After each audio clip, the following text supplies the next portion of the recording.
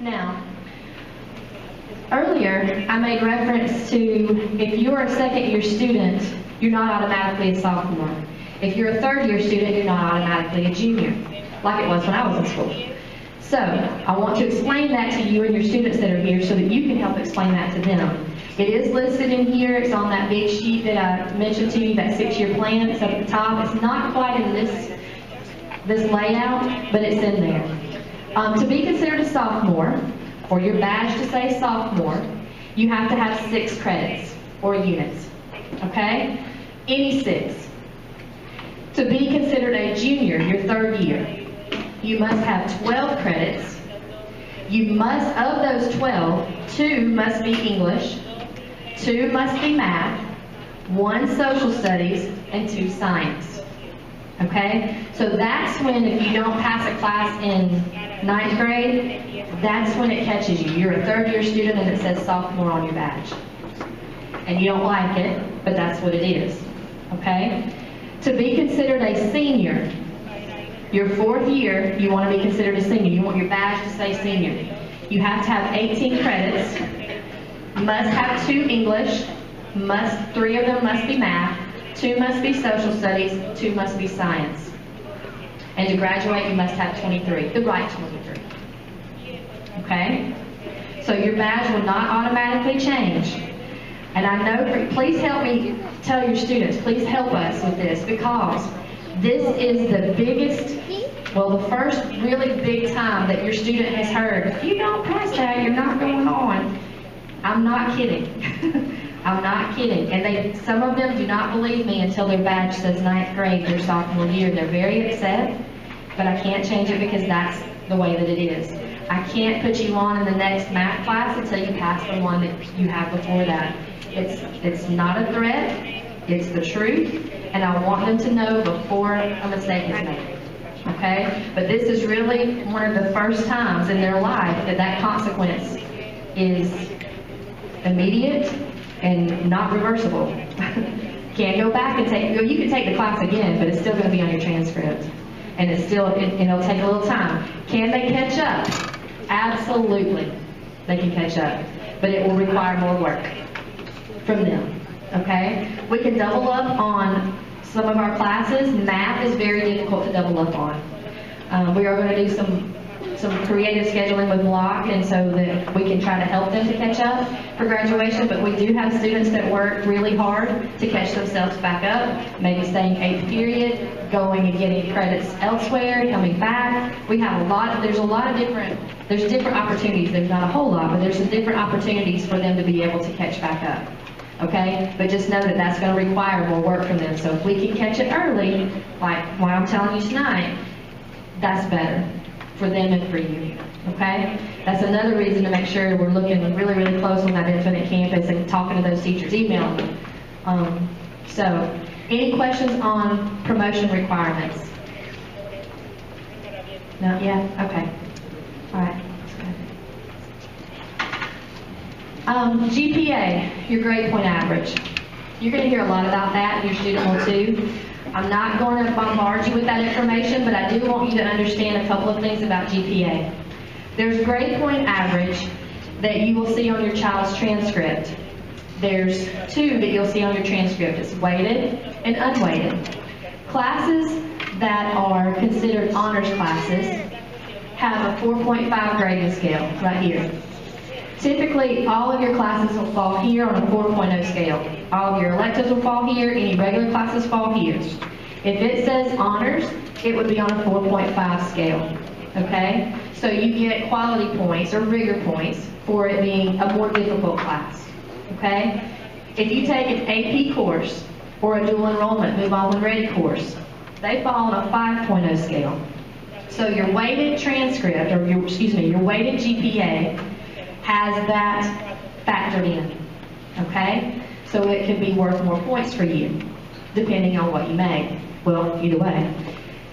Unweighted does not have that on there. It's just on a 4.0 scale, no matter how difficult the class is. AP would be on a 4.0 scale. Okay, everything's on a 4.0 scale on unweighted. Now, there's another GPA that you need to be looking very closely at with your student. The only place you can see that one is at gacollege411.org. That is your student's HOPE GPA. All of your students, when they enter this building, or any ninth grade class, or any ninth grade, they're going to be starting to earn their HOPE GPA because they'll be taking high school classes at a high school. That is how your student is eligible to get the HOPE scholarship. Okay? That is a lot of money that your student can earn. A lot of money. The Zell Miller Scholarship falls under there too. Every student can work toward getting that. Okay? It starts in ninth grade. It's really, really important. And again, the only place you can see it is on GA College 411. It's only your core classes. So it's only academics or academic electives. Journalism would fall there, all of their academic classes, their modern languages would fall there, psychology would fall there. There's a lot that if your student is worried about that their junior year and they're wanting to bump it up, a lot of times our juniors that are becoming seniors, they want to take more academic electives rather than regular electives because they want to help boost up that HOPE GPA. Okay? But when your child comes to me as a junior with a 2.4 HOPE GPA, there's not a lot I can do. Mathematically, if they have 7 academic electives or academic classes and make all A's, it's not going to be a 3.0. So that's why it's important to start thinking about that with your child in ninth grade. And we will be talking to them about that, not scaring them, talking to them, so because they need the information, but so do you. Okay? HOPE Scholarship GPA requirements. This is the requirements for the HOPE Scholarship. I know that that's several years away. You can find all of this at gacollege411.org. Just know that there is a GPA requirement, and there's also a rigor requirement. That means they have to take courses that are considered rigorous from Georgia Student Finance Commission. Okay? So they can't just take all regular classes and think they're going to get the HOPE Scholarship. They will not. They have to take some of those rigor classes, and this is what they are. Again, this is also listed at GA College 411, and I don't want to scare you or anything, but we need to make smart choices. The advanced math, advanced algebra, all of your kids are going to take it because that's the third algebra. I mean, that's the third math that's required.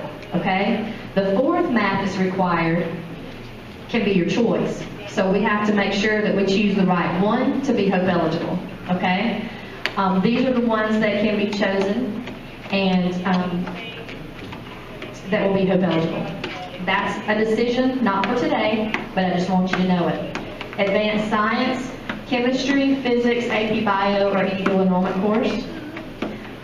Chemistry is not a requirement, but you either have to take environmental science, earth systems, or chemistry.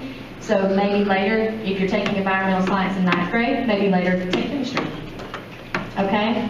Human A&P is not listed on there, but Human A&P also counts as a rigor course. Advanced placement subject in any area. So any AP course, that counts as a rigor course. IB, we do not have that. I put it on there so that you would know, but we do not offer that at our school. Dual enrollment, move on when ready, that counts. Advanced world languages, so Spanish 2, Spanish for native speakers 2, Spanish 3, Spanish for native speakers 3. I haven't seen that one, but AP Spanish, that counts also. Okay? Your students for the class of 2020 must have 4 of those upon graduation. Not each year, but 4 when they graduate. So they're definitely going to get that math because they have to have at least one of those. But that's when we start having to make sure we're making the right choices for the rest. Okay? It's not difficult to get as long as we know it beforehand. Okay? Schedule changes, again, those are the first 5 days of classes. They're based on need and availability, okay? So just because they walk into class that very first day and they don't see not one of their friends in there, that's not really a need to change that class. It's a want to change that class, but it's not necessarily a need. So we have to be careful about that. We do the best that we can with those, and we try our best to help them to get those. All right, go ahead. Eligibility. A lot of students want to know if they can play sports in high school. All right. To be eligible at high school, you will be eligible in the fall. All ninth graders are eligible in the fall. Okay?